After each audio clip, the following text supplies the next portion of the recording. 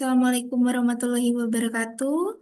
Selamat sore yang terhormat dosen mata kuliah Generative AI, Ibu Deborah Sibarani dan Ibu Lastiar Siburian, dan juga Ibu Aini Hoirinisa, Subkoordinator di BPBUMN sebagai narasumber kami pada hari ini. Perkenalkan Ibu Aini, kami dari kelompok 3, mahasiswa dari Universitas Pelita Harapan. Terima kasih atas waktu dan kesediaan Ibu Aini untuk menerima kami pada hari ini. Saya Nadia akan menjadi moderator dalam kegiatan wawancara ini dan rekan-rekan saya akan mengajukan beberapa pertanyaan bernama Ariel, Leni, Lili, Reza, dan Valencia. Wawancara ini merupakan bagian dari tugas ujian akhir semester kami pada mata kuliah Generative AI. Tujuan dari kegiatan ini untuk memperoleh informasi mengenai implementasi AI di lingkungan perusahaan. Dan juga izin Ibu Aini, kami juga bakal melakukan dokumentasi berupa foto dan rekaman sebagai bukti pelaksanaan observasi yang hanya akan kami gunakan untuk kepentingan akademik. Sebelum memulai ke pertanyaan, izin Ibu Aini, bagaimana kabarnya hari ini?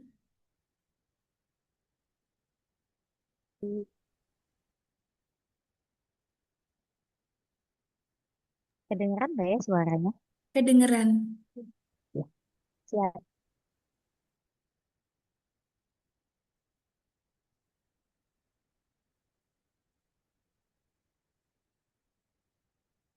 Kabarnya hari ini baik ya Ibu Aini? Baik. Semoga semuanya Baik. juga baik ya. Terima kasih. Oke, kita mulai aja ya pertanyaannya. Dimulai dari Ariel.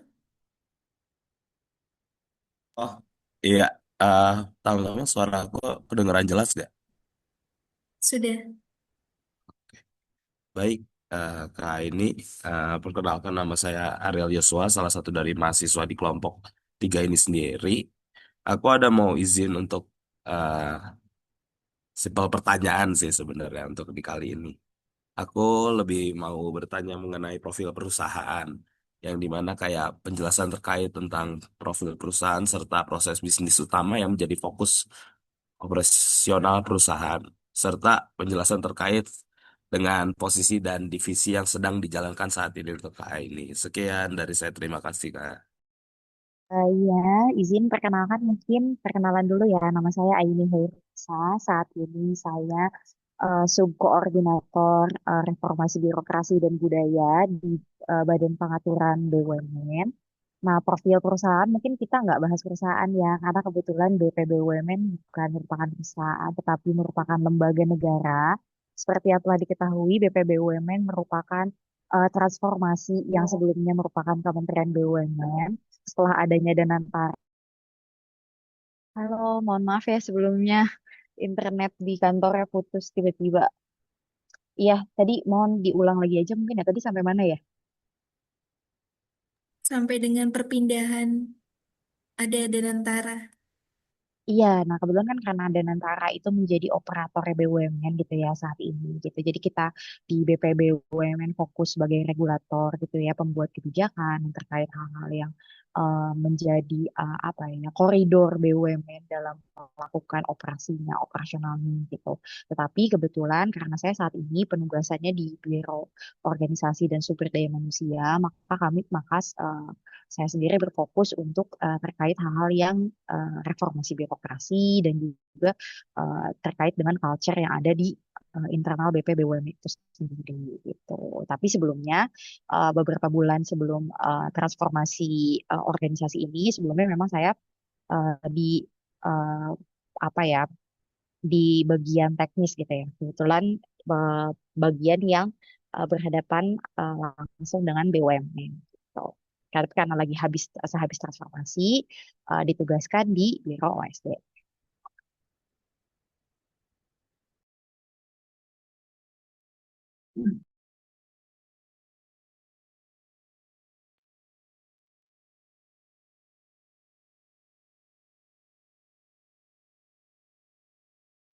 Baik, Ya, untuk itu aku udah cukup menangkap Kak. Sekian ya. dari pertanyaan pertama, cukup clear. Terima kasih banyak Kak.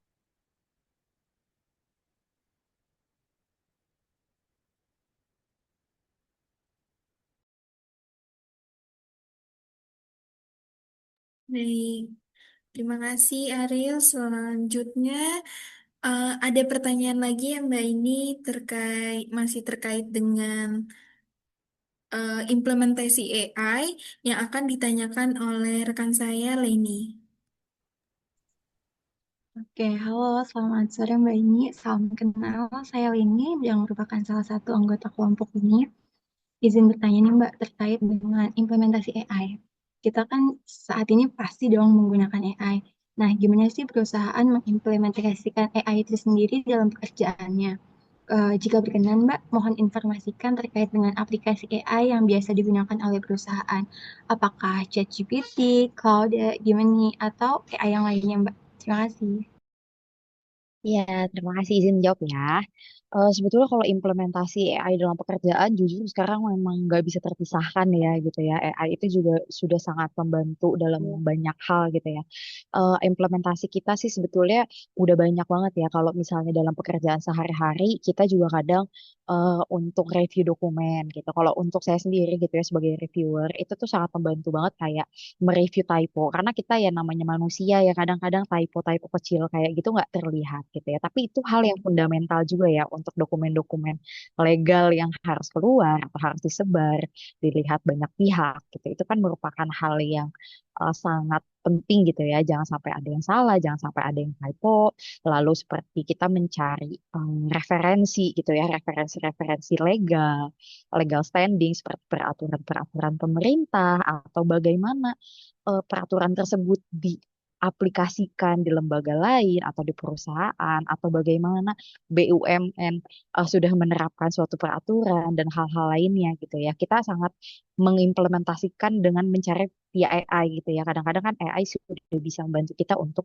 membantu meringkaskan hal-hal tersebut gitu ya. Tetapi di hal-hal lainnya juga kita banyak terbantu seperti kita berdiskusi gitu ya. Misalnya kita membutuhkan untuk satu dokumen gitu. Kita mau mengerjakan satu dokumen gitu. Kita eh, misalnya bingung gitu. Kalau kadang-kadang saya bingung gitu. Gimana ya gini kerangka berpikir yang baik tuh misalnya kita punya ide kayak gimana cara menyusunnya. Itu juga kita implementasikan di sini gitu. Kita berdiskusi sama AI itu sendiri gitu. Gimana ya baiknya menyusun gitu agar kerangka berpikir kita dapat tersampaikan di dalam dokumen, dibaca sama orang itu bisa apa ya tersampaikan maksud kita itu dengan baik gitu ya, nggak jadi mispersepsi, nggak jadi miskonsepsi juga gitu, ditangkap dengan baik, maknanya sama persis seperti apa yang kita maksudkan gitu.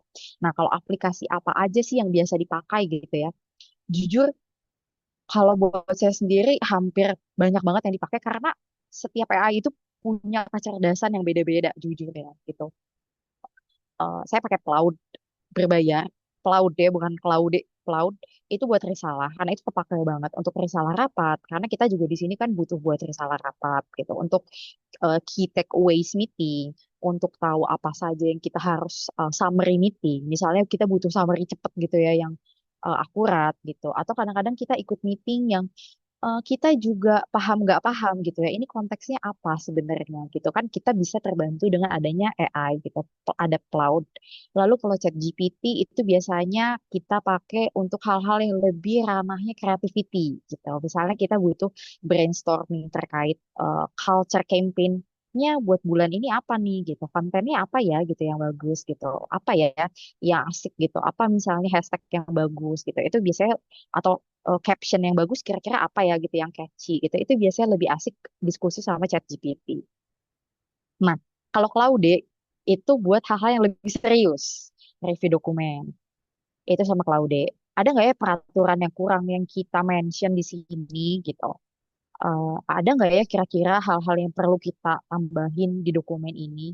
Ada nggak ya kalimat yang kayaknya structure-nya nggak bagus nih yang harus kita benerin gitu? Itu yang sering diskusi sama Cloud gitu. Gimana kerangka berpikir kita tuh lebih sering di challenge gitu kalau sama Cloud gitu, sama Cloud. Jujur. Jadi kita juga, nah ini juga emang agak tricky gitu ya. Gimana caranya si AI sendiri itu membantu tapi bukan bikin kita males gitu. Itu sih sebenarnya implementasi. Nah, kalau bos saya sendiri juga kita juga kebetulan kebetulan bosku juga sangat-sangat supporting timnya gitu ya. for using AI gitu ya. Dia sangat-sangat senang gitu menggunakan AI. Jadi dia juga senang kayak suka ngirimin insight-insight books gitu ya, books insight, tapi dia kemas itu pakai AI gitu. Atau misalnya dia ada hal-hal yang ingin apa ya, ada hal-hal tugas gitu ya, tugas yang dia kayak kayaknya kamu bagusnya kerjain ini deh bla bla bla bla bla. Nanti dia nanti beliau tuh juga ngebantu kita gitu ya, memberikan insight-insight isinya apa aja sih nanti kamu tuangin ya, tolong di dokumen yang kamu kerjain itu via AI gitu. Jadi nanti dikirimin tuh ini hasil saya diskusi sama AI gitu kayak gini dokumennya. Jadi emang kita udah eh, sangat terbantu kita sih di sini implementasi untuk brainstorming. Sekian.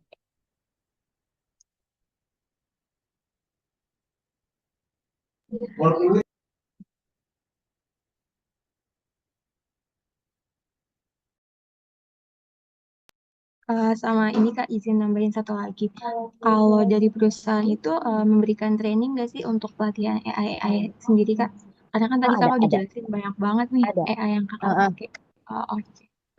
Jujur ada baru mau diimplementasiin, tapi peminatnya banyak banget. Ini baru banget aku ngomongin tadi sore, barusan banget di sini sebelum ini mulai.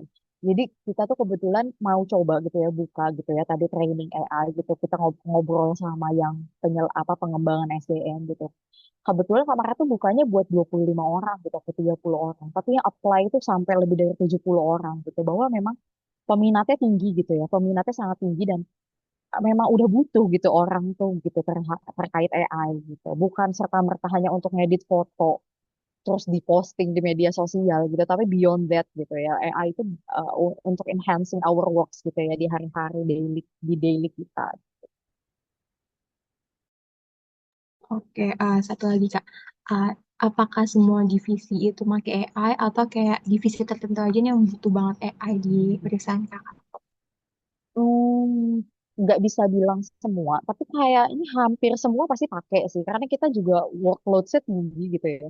Dan apa ya, kalau lagi under pressure gitu, kita pasti kan butuh buat diskusi gitu, buat memastikan apa pekerjaan kita udah bener apa belum gitu sebelum kita suguhkan itu untuk direview gitu sama atasan gitu. Aku rasa sih kayaknya kalau anak masa kini semuanya udah pakai sih kayaknya cepat atau lambat sekecil apapun atau setidaknya buat curhat deh pasti ada gitu pasti pakai gitu. Oke deh, thank you. Dari aku cukup Kak. Thank you ya Kak ini. Iya. Baik, sekian penjelasan implementasi dan udah jelas ya teman-teman terkait dengan implementasi di perusahaan BPBUMN. Selanjutnya, pertanyaan terkait dengan manfaat AI akan ditanyakan oleh Pak teman saya Lili. Selamat sore Mbak Aini. Saya Lili dari tim kelompok 3. Saya ingin bertanya, apakah penggunaan AI tersebut lebih banyak membantu meningkatkan produktivitas atau justru mengurangi kebutuhan tenaga kerja? Dalam situasi seperti apa karyawan lebih memilih mengerjakan tugas secara manual dibandingkan menggunakan AI? Oh iya, siap. Izin menjawab ya. Membantu meningkatkan produktivitas atau mengurangi kebutuhan tenaga kerja. Kalau menurutku di sini di ranah sini ya, di ranah BP gitu ya. Aku nggak bisa bilang it's in general ya. Ini di ranah BP gitu. Moreover di ranah kerjaanku mungkin ya. Enggak, dia nggak akan mengurangi kebutuhan tenaga kerja karena masih butuh kita cross check manual gitu ya. Yang biasanya mengurangi kebutuhan tenaga kerja itu something yang bisa diotomasi gitu ya, something yang bisa apa ya, udah repetisi, ada polanya, bisa diotomasi, data yang berulang, data yang berpola gitu. Sedangkan pekerjaan-pekerjaan yang di sini gitu ya, di BP gitu mostly pekerjaannya nggak selalu berulang. Mungkin pekerjaannya bisa berulang, tapi challenges-nya bisa totally different. Kayak contohnya, kita bisa melakukan RUPS berkali-kali dalam setahun. Perusahaannya beda, tapi RUPS, judulnya sama aja RUPS. Apa sih, what's so different gitu, sama-sama RUPS kok gitu. Tapi beda, challenges-nya benar-benar bisa benar-benar beda. Bahkan satu perusahaan pun 1 tahun 2 kali RUPS, challenge-nya bisa beda, masalahnya bisa beda. Nah itu menurutku di mana itu nggak mungkin mengurangi kebutuhan tenaga kerja karena ya AI nggak bisa capture itu sih. Belum bisa sampai saat ini ya. itu masih ada tetap apa butuh touch manusianya gitu. Jadi AI kalau di situ lebih ke meningkatkan productivity untuk kita brainstorming how to overcome problem yang kita hadapi itu kalau misalnya kita lagi ada challenges atau apa ada hal-hal yang sulit gitu. Misalnya kita sulit mengurai pikiran karena terlalu banyak yang harus kita tuangin atau misalnya kita sulit untuk menyusun kerangka. Nah, itu gitu. Sebatas itu jadi untuk meningkatkan produktivitas tapi belum bisa mengganti. Nah, kapan mengerjakan tugas secara manual dibanding menggunakan AI? Jujur kalau sejauh ini aku pribadi belum pernah sih yang ngerjain full AI gitu ya. Kayak risalah rapat nih, aku belum menemukan aplikasi bisa bikin risalah rapat sebagus itu. Berbayar, nggak berbayar, berbayar mahal, berbayar murah, nggak ada yang bagus. Masih bagusan bikinan manusia. Meskipun emang it takes a lot of time ya. Kayak apa sih bikin risalah rapat ya. Tapi kan penting ya itu buat evidence ya. Apalagi buat governance kalau buat di company. Apalagi ya kita di lembaga aja perlu gitu. Apalagi juga di perusahaan gitu. Kayak di perusahaan-perusahaan ya pasti lebih butuh lagi buat governance kan. Apalagi buat audit segala macam. Risalah rapat aku belum nemu. Pasti tetap harus direview, harus diedit, harus dibenerin, dikoreksi lagi, dibaca lagi dari awal sampai akhir. Itu contohnya ya. Jadi tetap manual. Jadi kayak kita tetap, misalnya kita jadi jatuhnya tuh bukan manual atau nggak manual, tapi collaboration. Mungkin ya lebih tepatnya collaboration. Jadi misalnya kayak kita ngerjain risalah awalnya dari rekaman. Rekaman masuk ke AI generating, nanti kita edit. Jadi hasil rapi, jadi siap untuk dikasih gitu ya, siap untuk dijadikan output kerjaan gitu. Nah, kalau misalnya kayak desain, desain apa ya, desain poster, aku juga belum nemuin yang oke, oke banget gitu ya. Kalau pakai AI gitu masih kelihatan gitu AI-nya gitu. Karena AI itu kalau buat desain kayak poster, kayak campaign itu masih kelihatan serupa semua kalau AI. Dan eh, cukup membosankan jujur kalau buat aku. Nggak punya ciri khas jadinya gitu. Jadi aku masih kalau aku sama timku masih manual.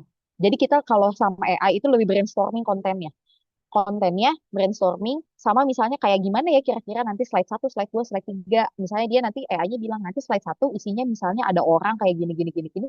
Nanti kita yang pilihin sendiri elemen-elemennya. Jadi AI itu buat brainstormingnya. Kita nggak minta outputnya langsung kayak gitu sih.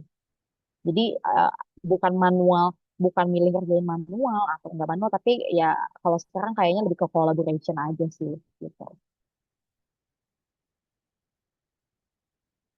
Baik, saya ada satu pertanyaan lagi, Kak. Pekerjaan apa yang paling yang terbantu dengan AI ini? Pekerjaan apa maksudnya? Pekerjaan di bagian apa yang terbantu dengan adanya AI? Menurut aku semua layering pekerjaan harusnya kebantu ya selama kita bisa promptingnya harusnya ya. Tapi yang paling kebantu sih jujur yang bagian review harusnya kebantu sih. Kayak setidaknya kalau minta tolong typo, cekin ada nggak kalimat yang butuh rephrasing, ya gitu. Jadi dan di kantor ini kan kebanyakan kayak gitu kan. Kita kan apa ya? Kalau di kelembagaan itu kan satu kata aja load matters gitu ya. Satu kata yang kita keluarin itu bisa berbeda maknanya sama sekali gitu. Kayak agar, dapat, harus, silahkan. Itu kan diartikannya beda. Bisa beda sama sekali ya sama orang gitu ya. Sama orang yang menerimanya.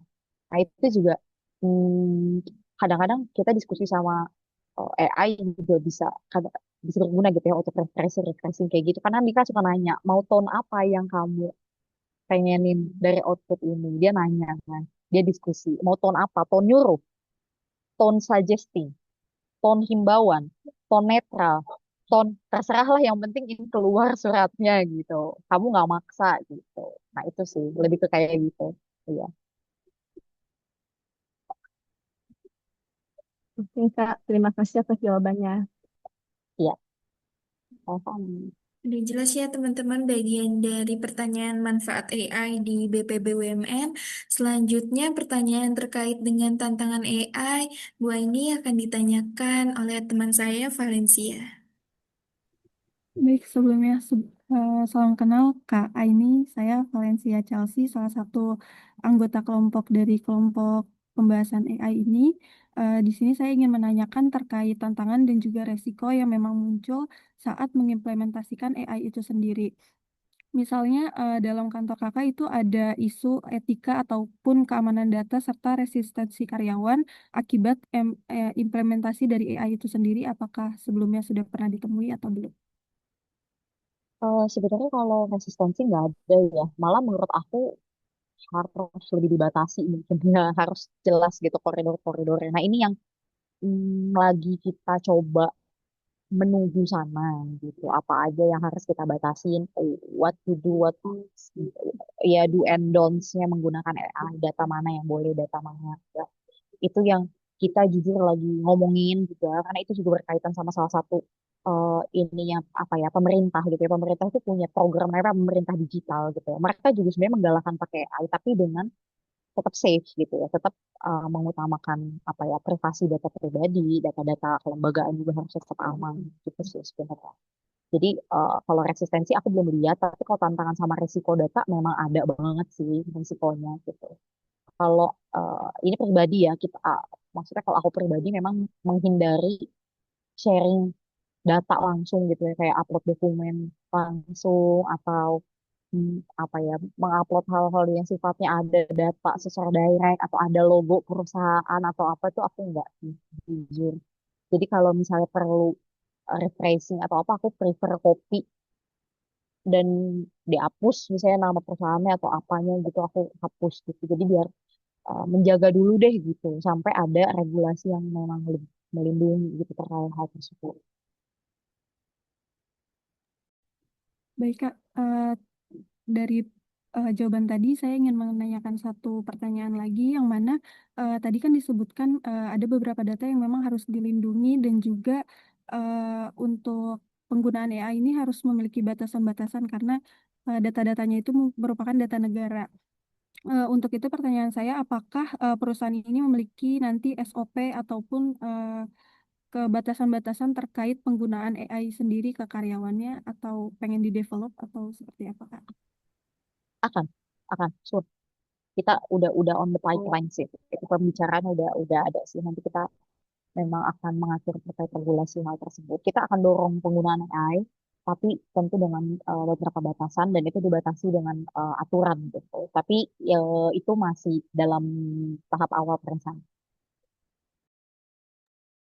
Cukup menjawab. Terima kasih banyak, Kak Aini. Oke teman-teman, pertanyaan terkait dengan tantangan sudah terjawab jelas oleh Ibu Aini. Dan selanjutnya terkait dengan pertanyaan evaluasi AI yang akan ditanyakan oleh Reza. Selamat sore Bu Aini. Ya, saya, Sore. saya mau bertanya, bagaimana perusahaan mengevaluasi keberhasilan implementasi AI? Apakah terdapat indikator atau data baik secara kuantitatif maupun kualitatif yang menunjukkan peningkatan kerja seperti penghematan waktu, peningkatan akurasi, produktivitas, atau efisiensi biaya? Jujur kalau sampai pengukuran terukur gitu ya, yang secara validitas pakai data gitu ya, kita belum bisa ada data validnya gitu ya. Karena kita belum ada pengukuran itu gitu ya, pengukuran sampai pengukuran detailnya gitu ya terkait hal tersebut. Sayangnya gitu ya. Tapi kalau misalnya dilihat dari apa ya, dari produktivitas gitu ya, penghematan waktu itu cukup sih menghemat apa ya, jadi kerjanya jadi bisa lebih efektif dan efisien gitu. Tapi dan kalau misalnya dari segi apa ya, dari segi biaya, biaya kebetulan efisiensi biaya malah kalau efisiensi biaya malah jadi keluar buat subscription sih kayaknya ya. Cuman kita sangat terbantu untuk waktu kerja dan akurasi sih sama produktivitas. Jadi hal-hal eh, kebayang ya misalnya kayak kemarin nih aku harus review dokumen 35 halaman. aku harus baca peraturan 100 halaman. Dan itu nggak cuma satu dokumen gitu ya. Dengan adanya AI, kan kita bisa upload ya. Kalau dokumen kan itu bukan rahasia negara kan, itu ada di website gitu. Ya, kamu bisa akses itu publicity gitu ya. Bisa tinggal nanya AI gitu. Ya, please summarize this about. Jadi kayak kamu tinggal minta summary apa, summary ini yang kamu butuhin, nanti dia bisa rangkumin langsung gitu. Dan dari waktu kerja sangat amat membantu. Dari akurasi tentunya tidak akan, ya minim lah ya, misakurasinya, karena kita nggak akan mentranslasikan itu sendiri dengan ilmu kita yang mungkin terbatas gitu ya. Dan secara produktivitas tentu gitu ya, kita juga jadi bisa mengerjakan hal-hal yang lain gitu, dibanding kita baca ratusan halaman atau ngoreksi sampai apa satu-satu gitu, mana typo sampai jereng-jereng gitu. Tentu sangat kebantu gitu ya setelah adanya AI. Tapi kalau efisiensi biaya, jujur kita masih modal sendiri sih gitu ya buat subscription AI gitu. Masih eh, kalau subscription sekarang masih kita ini sendiri sih. Masih ini apa, masih dari kantong sendiri gitu sih. Belum dapat fasilitas kalau untuk hal tersebut. Ya, sih. Sama saya mau tanya satu lagi, Kak. Berarti dari Boleh. perusahaannya, maaf Bu, Bu ini. Berarti dari perusahaannya Bu ini ada target sendiri nggak sih untuk si AI-nya ini, penggunaan AI? Jujur kedepannya akan ada, tapi sekarang belum. Kedepannya akan ada. Iya, karena itu sejalan sama program pemerintah. Itu lagi balik lagi ya, akan ada program pemerintah. Tapi kebetulan ini peraturannya tuh baru banget gitu ya, early banget, ini baru keluar awal bulan ini. Bahwa pemerintah memang sangat mendukung untuk penggunaan AI gitu ya di karya di EPMS gitu ya, di lingkungan aparatur sipil negara gitu ya. Kita akan sangat mendorong gitu ya implementasi AI dengan batasan-batasan. Cuman bagaimana aturannya itu kita masih godok. Nanti ke depannya pasti kita dorong gitu. Cuman ini masih di early stage banget gitu. Baik, terima kasih Bu ini. Ya, sama-sama. Terima kasih jawabannya. Oke, pertanyaan terkait dengan evaluasi AI sudah terjawab ya teman-teman. Mungkin pertanyaan terakhir dari saya, Mbak ini, em, kami kan sebagai mahasiswa tapi juga karyawan di era zaman sekarang itu berarti persaingan kami bukan cuman manusia aja nih, tapi ada AI. Nah, ada nggak sih kata-kata atau motivasi lah untuk kami untuk biar nggak insecure atau takut kalau kami bakal tergantikan atau hal-hal yang kayak malah AI ini ngebantu kita loh, bukan malah menggantikan kita. Kata-kata motivasi semangat lah untuk kami. Terima kasih. Iya, ada kata salah.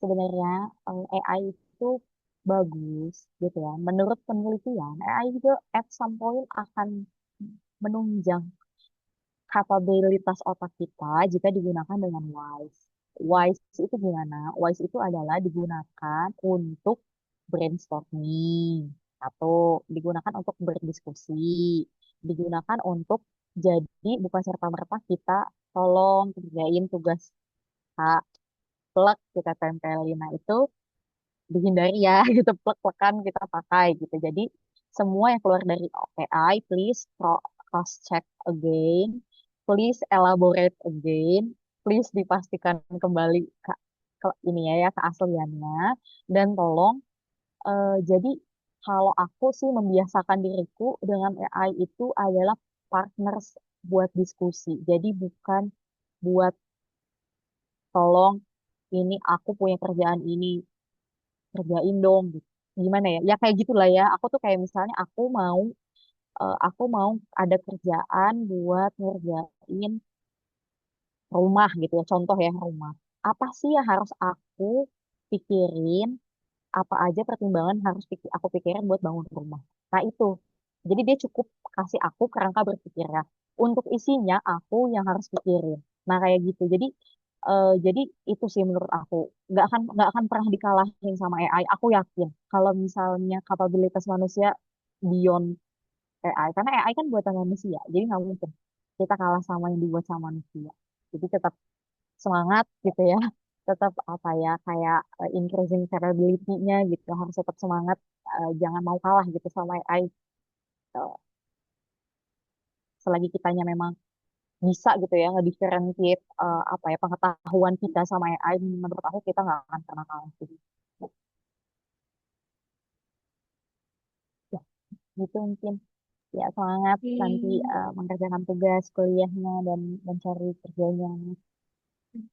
Nah, pertanyaannya sudah semua ya teman-teman. Kita tutup aja. Baik, demikian seluruh rangkaian pertanyaan yang telah kami sampaikan. Atas nama seluruh anggota kelompok, kami mengucapkan terima kasih yang sebesar-besarnya kepada Ibu Aini atas waktu, kesempatan, serta informasi yang diberikan. Semoga penjelasan yang Ibu sampaikan, hasil wawancara ini dapat memberikan manfaat bagi kami dalam memahami penerapan AI di dunia kerja. Sekali lagi kami mengucapkan terima kasih atas kesediaan Ibu menjadi narasumber. Terima kasih banyak. Iya, sama-sama makasih ya untuk teman-teman atas kesempatannya. Mohon maaf kalau ada kurangnya, misalnya kurang lengkap atau kurang apa ya kurang jawaban, kurang memuaskan jawabannya. Semoga sukses terus UASnya, semoga hasilnya memuaskan ya teman-teman. Terima kasih juga Ibu dosennya yang telah hadir sore hari ini gitu ya. Semoga teman-teman semua diberikan nilai yang memuaskan.